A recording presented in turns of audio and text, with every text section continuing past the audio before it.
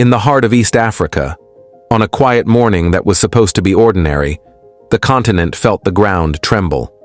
Not from war, not from an earthquake, but from words, sharp, heavy, and unexpected, spoken by one of Africa's longest-serving, most influential, and most unpredictable leaders. President Yoweri Museveni, a man who has been many things, a liberator, a strategist, a survivor, a patriarch of Ugandan politics. When he speaks, people listen. When he warns, capitals pay attention. But on this day, he did something different. He exploded, and the entire continent turned its head. The microphone crackled as he leaned forward, his military hat shielding eyes that had seen rebellions, coups, restoration, betrayal, and decades of political storms. Behind him, officers stood still, silent, disciplined, aware that the moment they were witnessing would not just enter headlines, but history. Museveni's voice cut through the air. A message to his critics, a message to East Africa, or a message to one specific nation, Kenya.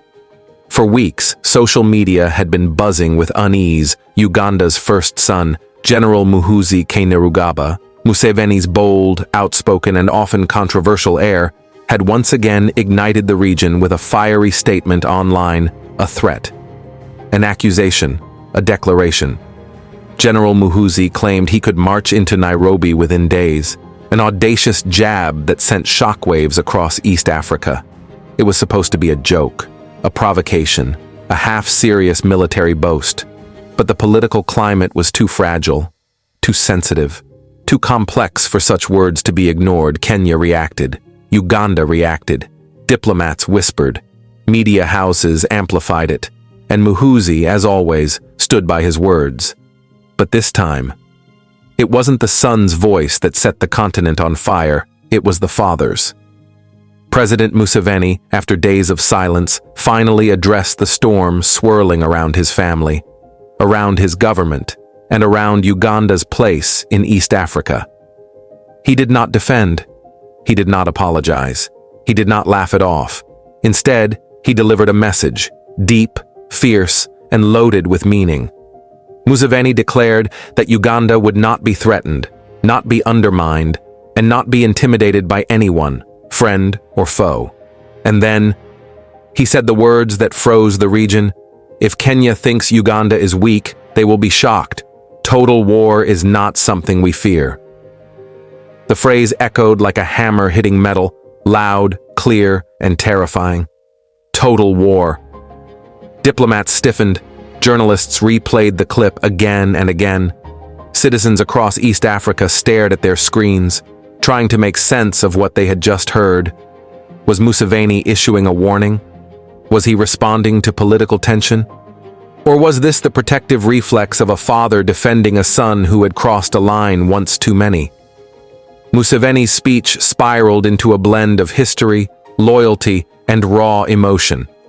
He reminded the continent that Uganda had defended itself against countless threats in the past, that it had survived turmoil and aggression, and that it would do so again if pushed.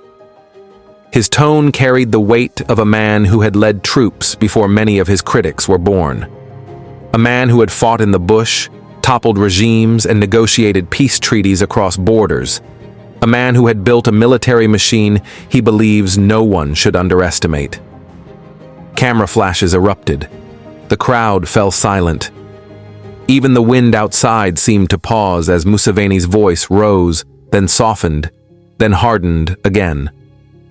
He spoke of Kenya, Uganda's neighbor, trading partner, and sometimes rival. He spoke of regional unity, how fragile it was, how precious, how easily it could shatter. He spoke of responsibility, both for leaders and for those who speak carelessly with power they do not understand. Everyone knew who that last line referred to, the first son, Muhoozi, the general who speaks like a revolutionary and tweets like a storm. Museveni, without naming him, sent a message. No one is above discipline, not even those of my blood. But there was another layer to his speech, an undertone that analysts replayed over and over. He blamed outsiders, invisible hands, unnamed powers who he claimed were trying to turn African nations against each other. There are people, he said, who fear a united East Africa. They fear our strength. They fear our future. They want to start fires between brothers. Was Museveni right? Was this a warning to Kenya? A rebuke of his son? Or a strategic move in East Africa's growing political chess game? One thing was clear, this was no ordinary speech. It was a shockwave, and the reactions were immediate.